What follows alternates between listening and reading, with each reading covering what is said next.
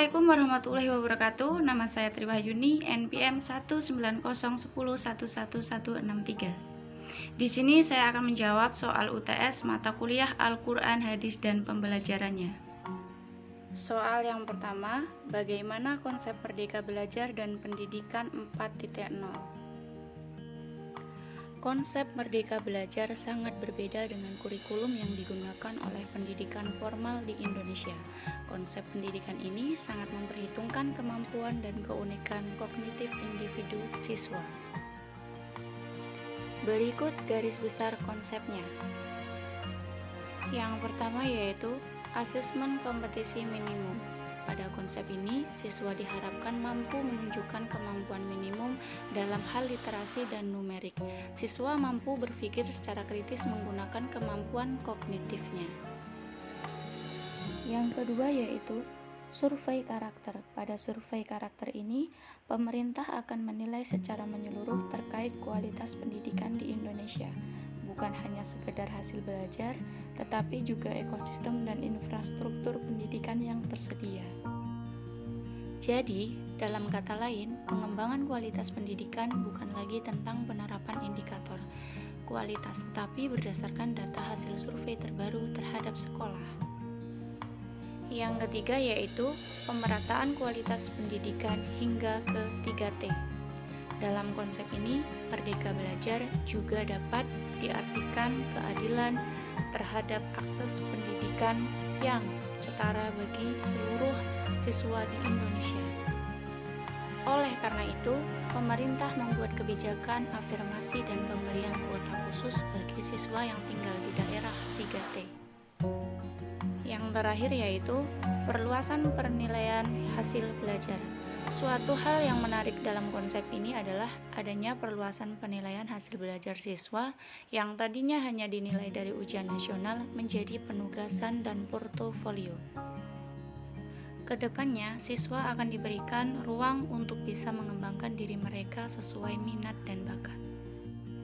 Soal yang kedua yaitu apa rancangan perencanaan pembelajaran Al-Qur'an, Hadis, dan pembelajarannya yang Anda miliki dalam menyambut era pendidikan 4.0 ini?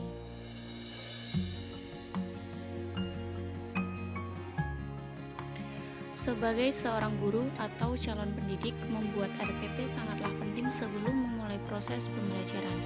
Karena dengan adanya RPP, siswa terbantu untuk memahami materi yang diberikan. Berikut pentingnya membuat atau menyusun RPP pembelajaran. Yang pertama, pembelajaran lebih sistematis. Yang kedua, memudahkan analisis keberhasilan belajar para siswa. Yang ketiga, memudahkan menyampaikan materi. Soal yang ketiga, bagaimana strategi pembelajaran Al-Qur'an, Hadis, dan pembelajarannya dalam menghadapi tantangan era pendidikan 4.0? Pemilihan strategi pembelajaran mempunyai peranan penting dalam menyiapkan siswa menghadapi era pendidikan 4.0. Berikut strategi yang digunakan. Yang pertama yaitu membantu siswa dalam belajar. Guru sebagai sumber informasi satu-satunya di dalam kelas. Guru memberikan penjelasan kepada siswa untuk memahami materi. Yang kedua, adanya kesempatan untuk berkembang dan berprestasi.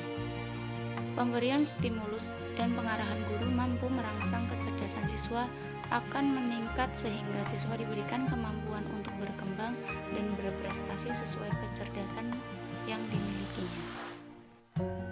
Yang ketiga, melek teknologi. Era pendidikan 4.0 menuntut sebagian besar siswa untuk memahami arti pentingnya teknologi. Teknologi yang ada memberikan banyak pengaruh yang baik dalam kehidupan.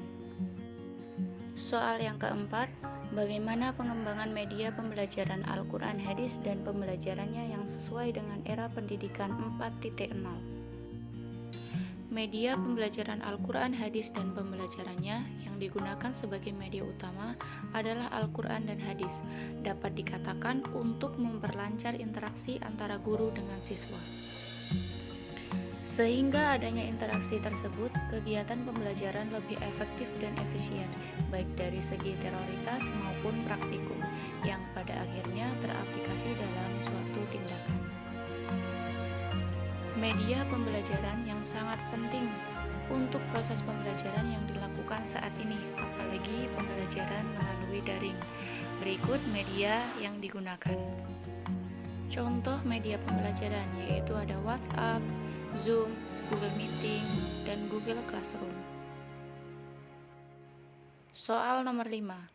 Apa pendapat Anda yang tentunya didukung oleh teori yang kuat terkait evaluasi pembelajaran Al-Quran, hadis, dan pembelajarannya dalam suasana yang berdampingan dengan COVID-19?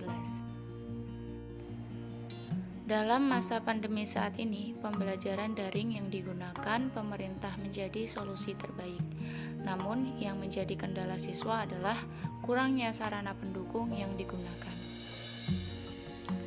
Maka perlu adanya interaksi antara guru dan siswa untuk mencapai pembelajaran yang diinginkan.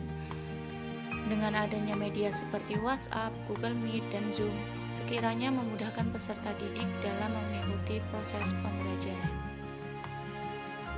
Dari situasi COVID-19 saat ini, saya sebagai calon pendidik sedikit mengambil pelajaran atau hikmah, yaitu untuk menjadikan saya semakin termotivasi untuk menyajikan pembelajaran terbaik untuk peserta didik saya nantinya. Sekian dari saya, apabila terdapat kesalahan saya mohon maaf. Wassalamualaikum warahmatullahi wabarakatuh.